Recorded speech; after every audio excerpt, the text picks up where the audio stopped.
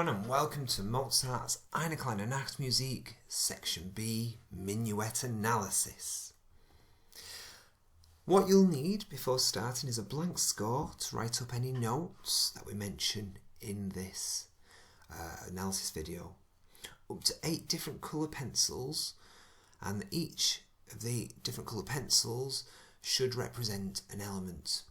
This is going to help you when you're revising, and it's going to help you when you're looking over the score.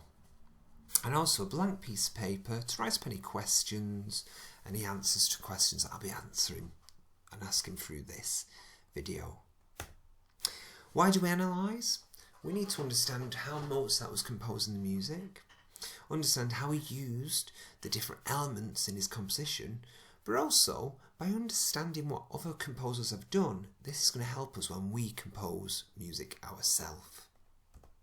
So we have Minuet Section B, and it's 8 bars long.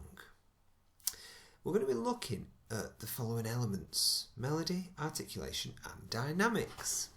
And for this I've used yellow, green and blue when I'm analysing. It also, in terms of the melody, we're looking in yellow now, Section B also uses an anacrusis. This is also played on violin 1 and violin 2, just like Section A. The melody is conjunct, and it also ascends and descends. Now the melody is played in violin 1 and 2, which is the first 2 lines here. And you can see it goes down and then up. He's also using chromatically altered notes. This is where you are using more sharps and flats, more accidentals. And this is something that was used quite a lot in the classical period to make a piece of music or make a melody sound a bit more interesting. And we can see by what I've circled, these are the chromatically altered notes, whereas Section A was diatonic. Section B is now chromatically altered, or a chromatically altered melody. He also uses a sequence in bars 11 and 12, which is there. So basically, he has copied bars 9 and 10. Mozart's copied it in bar 11 and 12 and just knocked it down. So there it goes: A, G, F, E, D sharp, F. Now he's gone, instead of A, it goes to a G. G, F, E, D, C sharp, E. So he's used sequence in this bar. He's also started to use a few more ornamentations, but this only happens towards the end in bars 14 and 15, and he uses trills. The beginning, Section B, doesn't use any ornaments at all. It's only at the end. In terms of articulation, I'm now going to use green.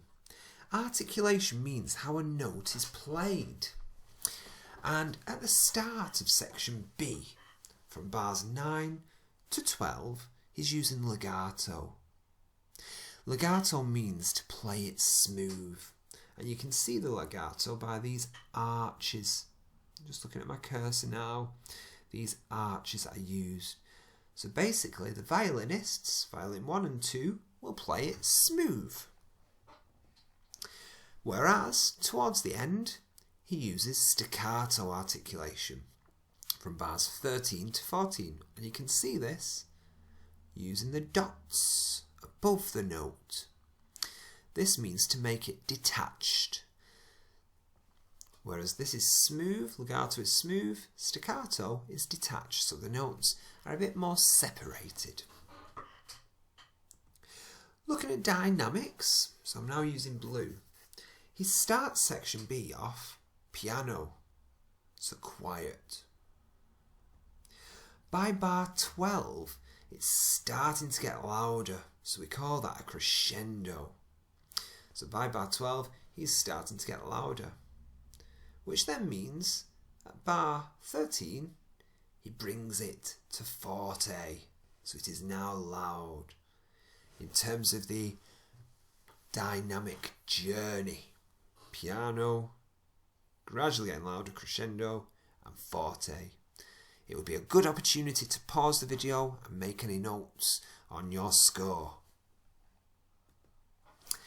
Let's have a quick recap. So what I want you to do is tell me, what can you remember about section A and section B of the Minuet, focusing only on melody and dynamic. So we have section A up here, and we have section B here. Write down as much as possible after you've paused the video on what you can remember about the melody and the dynamic of section A and section B. Pause the video. Right, let's have a look at answers. Section A and section B of the Minuet, focusing just on melody and dynamics. For section B of the melody, you could have said that it uses a lot more chromatically altered notes. So the melody has more sharps in it, more accidentals. You could say that it ascends and descends, so it goes higher and goes lower. You could have said that he's used a sequence in bars 11 and 12, and he's only used one ornamentation in the melody, one decoration in the melody, which is a trill. In section A, you could say that the melody is diatonic, so it only contains notes of the key signature, no sharps, no accidentals, no flats. It's conjunct, it mainly ascends, so it's mainly going higher.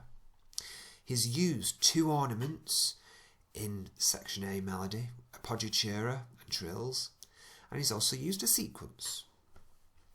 For the dynamics, in section B, what we've just studied, it contains three dynamics.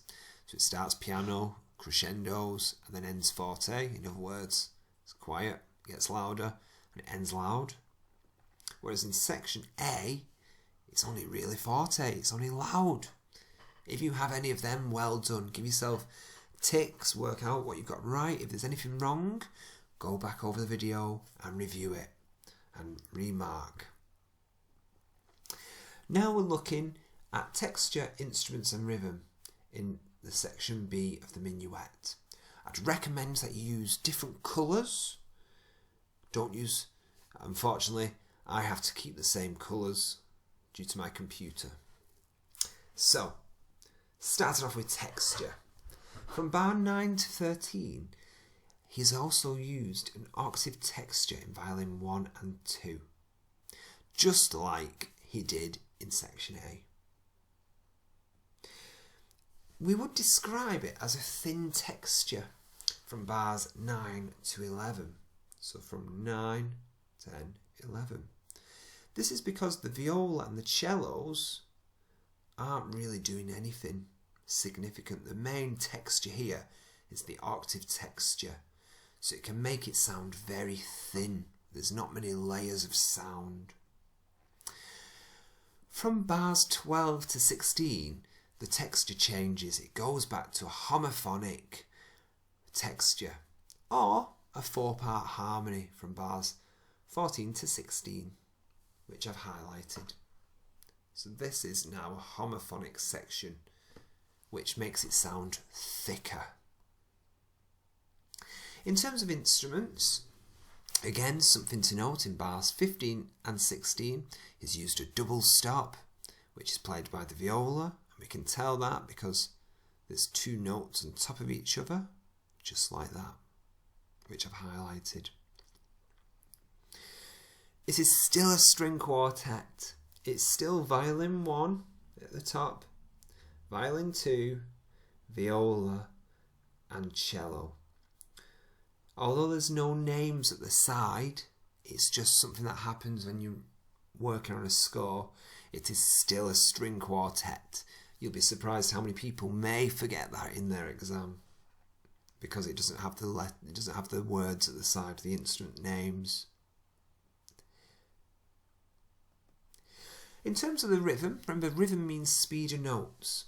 From bars 9 to 12, he's using a lot more quavers. which I've highlighted.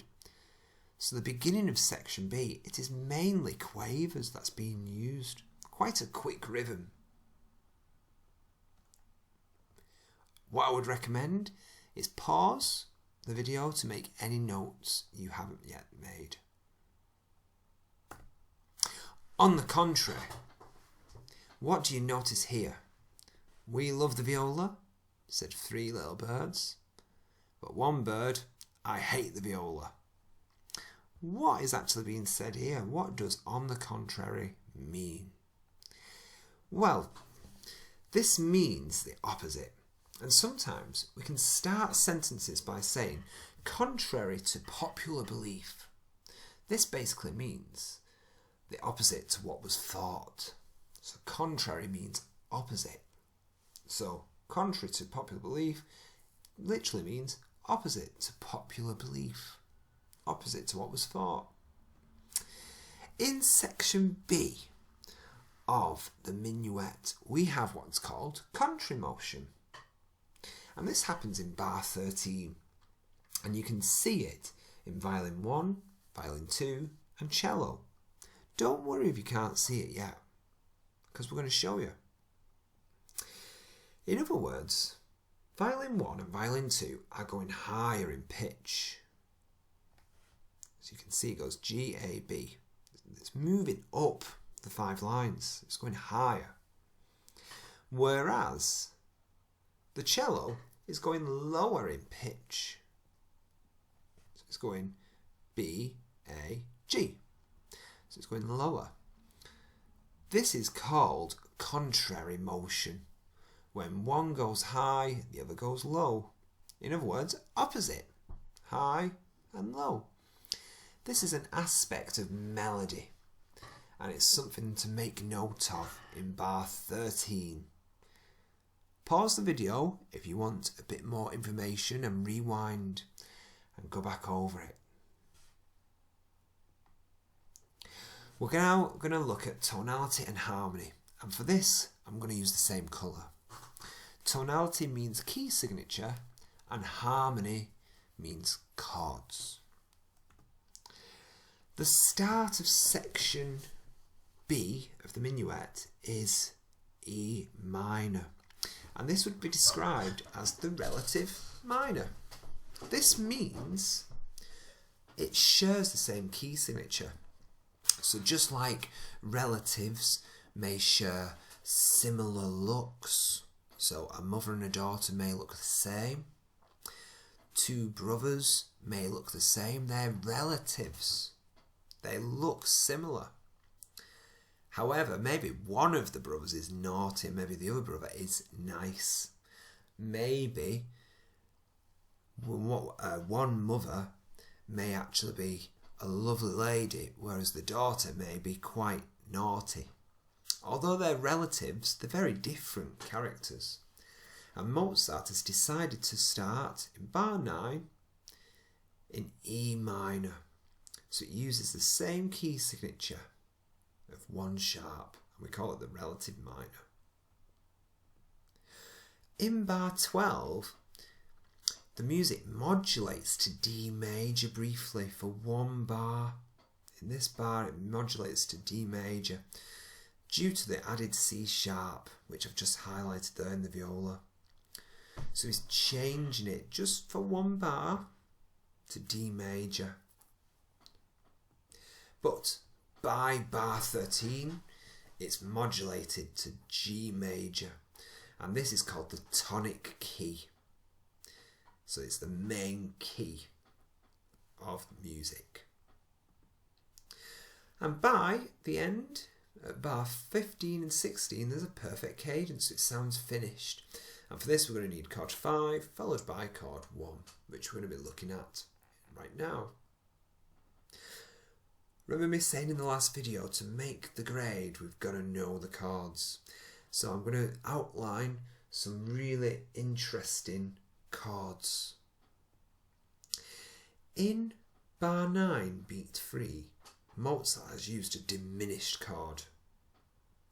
Now a diminished chord is like a super minor chord. It sounds really spooky, really on edge, it's a real minor chord. This is to add a lot of tension. He also uses a diminished chord in bar 11 beat 3. Right here. Now these two minor chords can really establish, can really make it apparent, really make it known that we're in E minor. He's really working the chords to make it sound really not very nice, really opposite. By bar 10, he's using a chord 6, which is an E minor chord. So again, in bar 9, 10 and 11, he's using just minor chords, making it sound, or diminished chords, the super minor chords, making it sound really not pleasant. By bar 12, he's using a dominant 7th chord, or 5-7 D. This means 4th inversion. So what he's done is he has put D, F sharp, A, C, that is the chord, and what he's done is the 4th inversion, 1, 2, 3, 4, he's put the C in the bass. And that's something that is really interesting to note. So he's playing with the sounds. We would describe the harmonic rhythm. If you remember in the last video, I said harmonic rhythm means chord speed. Harmonic is chords. Rhythm is the speed of a note, or the speed of chords. Harmonic rhythm. In bar 9 to 12, the harmonic rhythm is slow. He's only really using one chord per bar. So you have diminished chord, minor chord, diminished chord. That can make the music feel quite slow. So he's really changing. He's really changing at this point the feel of the music. Whereas when we get to bar 13, he's now using 1B, so the chord G with the B in the bass. Chord 5, which is the D chord, with an A in the bass, so this is 3rd inversion, because it's the 3rd letter of the alphabet. Chord 1, with the G in the bass. 5-7-B, so that chord 5, which is D, F, A. Because he's added a 7, it's D, F, A, and then the 7th note above a D is a C, so we call that a dominant 7th. But he's actually made it so the F is in the bass, so that's a really interesting chord. 5-7, again another dominant 7th chord, another dominant 7th chord in bar 14 beat 2, 1, chord 1, and then he's used chord 6, 2B, so that's 2nd inversion. So chord 2 is A, C, E, but he'll put the C in the bass. 5-7, so we call that a dominant 7th chord, followed by chord 1. Now those chords in the second part, so in bar 13 to 16, the harmonic rhythm, or the speed of the chords, is quite quick. And you can see he's using more chords in a bar, so it's going to make the music feel quicker. So there's some really interesting points. I know it's a bit tricky to take in, so it might be worth pausing the video, writing down anything on your score, and replaying it if it doesn't make sense. Keep going over it, and it will soon stick with you. Let's see what you can remember. Recap by writing down as much as possible for section B of the minuet on a separate piece of paper without looking at your score. Write down anything you've learnt about section B of the minuet, focusing on melody, dynamics, texture, harmony, instruments and rhythm. Try to include bar numbers in your recap, in your retrieval. Pause the video and write down. Right, just to end, we're going to have a little comparison. Something to consider. Can you give me 4 ways that bar 9 to 12, 9, 10, 11, 12 is different from bars 13 to 16, 13, 14, 15, 16. Pause the video and write down as much which is different, up to 4 ways. Here are some answers. So in bar 9 to 12, all the potential things you could have mentioned. And in bar 13 to 16, all the potential things you could have mentioned.